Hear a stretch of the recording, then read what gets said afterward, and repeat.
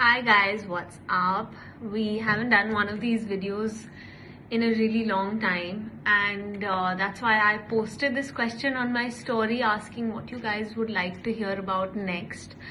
And it was hands down do-it-yourself skincare, and to be honest, I was really happy and thrilled because it's one of my favorite ways and approaches to skincare. I have been doing these mixes of all kinds of things from the kitchen since I was probably 14.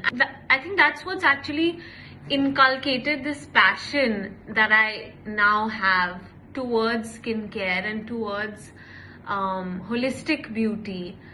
Skincare that not skincare exactly, but packs and face masks and a whole lot of concoctions that you could make yourself in the kitchen are extremely simple, really easy to get done.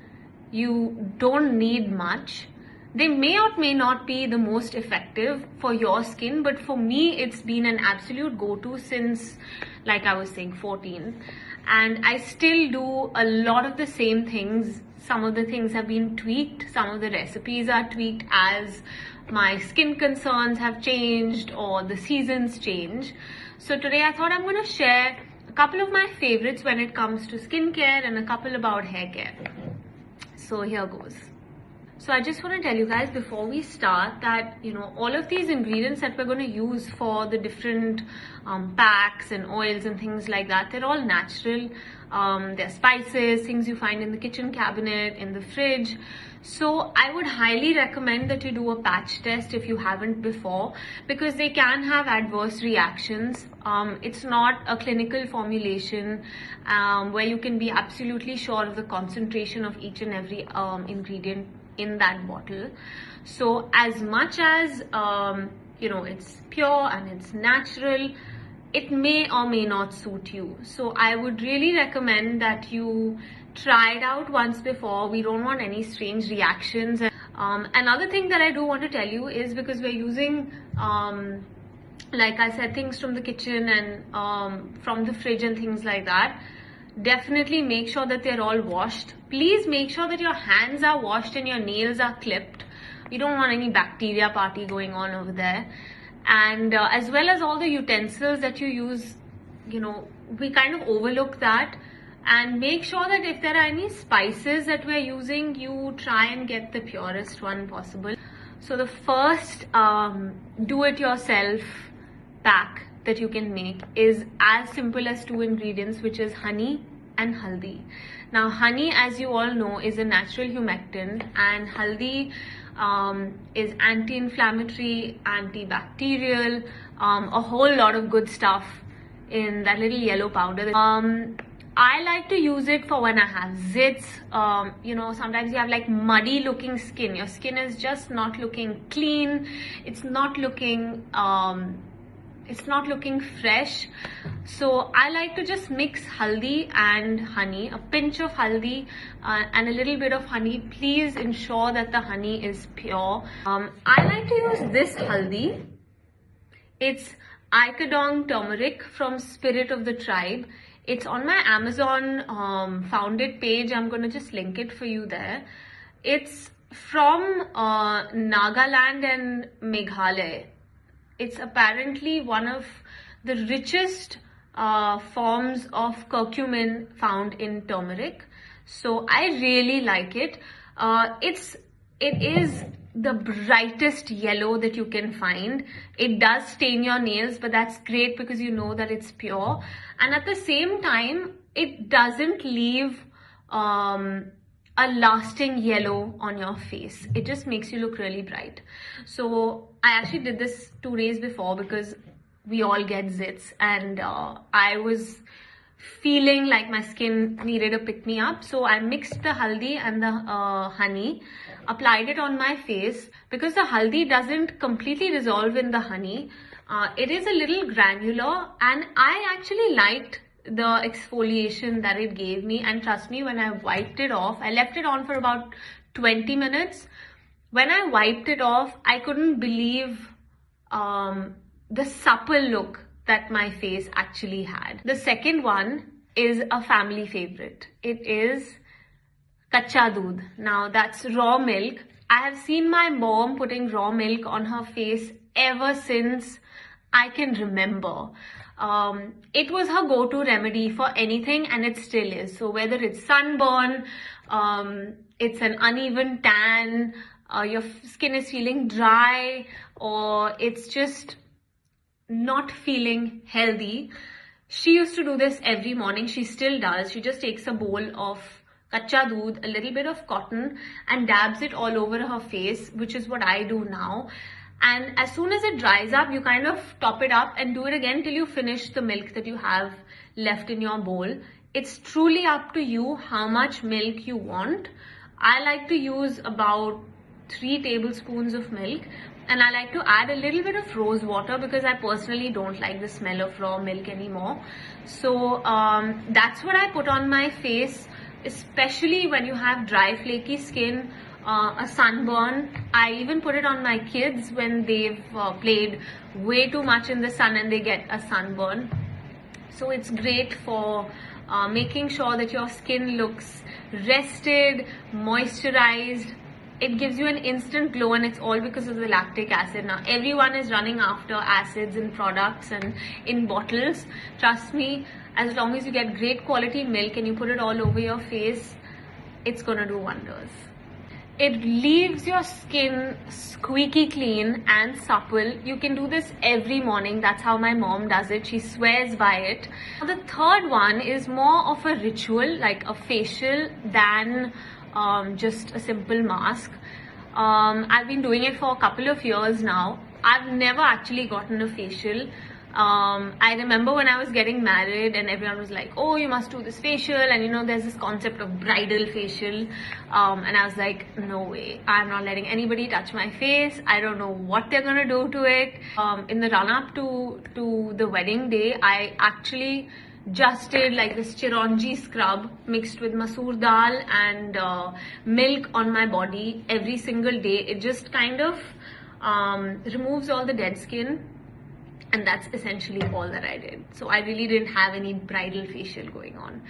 So coming back to my facial, my approach to a facial. So it's a couple of steps. Now I start off by cutting a nimbu and putting it on my face straight there, because once you start putting it, the nimbu fibers kind of become brush-like, so it's really easy to put. If you have sensitive skin, you may want to try it out or dilute the lemon juice because it's highly acidic. First put the nimbu. It does sting, but I like that. I actually like the after effect of it, which is squeaky clean skin. Once I'm done with the lemon juice and I've removed it from my face, I like to put on a mask. Now this mask is basically besan and dahi. That's the basis for this mask, and you can add just about anything depending on your skin condition or your preferences. I like to put whatever I have available at that point of time. So it's besan, dahi, and orange peel, sandalwood powder, moringa powder, neem powder. Sometimes I tend to put a little bit of saffron, some rose water, again to cut the smell if you're bothered with smell. And you just mix it up, put it on your face. My kids love looking at me when I have a face mask. They get a really good laugh. And once it's semi-dry, I would not recommend that you let it get completely dry, because then it's quite abrasive on your skin and you're going to wet it anyway to remove it. Once it's semi-dry, I would recommend that you just kind of, rub it off your skin and then use whatever dough-like consistency is there to remove the rest of the mask. So it's sort of like a scrub, but not as exfoliating in a granular way. But yes, it does kind of remove a lot of the dead skin, and for me that really helps. Following the mask, I like to put tomato juice. So you just cut a tomato, again straight on your face. And again, it's the malic acid in the tomato that really works. I let the tomato be on my face for another 10-12 minutes. remove that, and then the last step is aloe vera.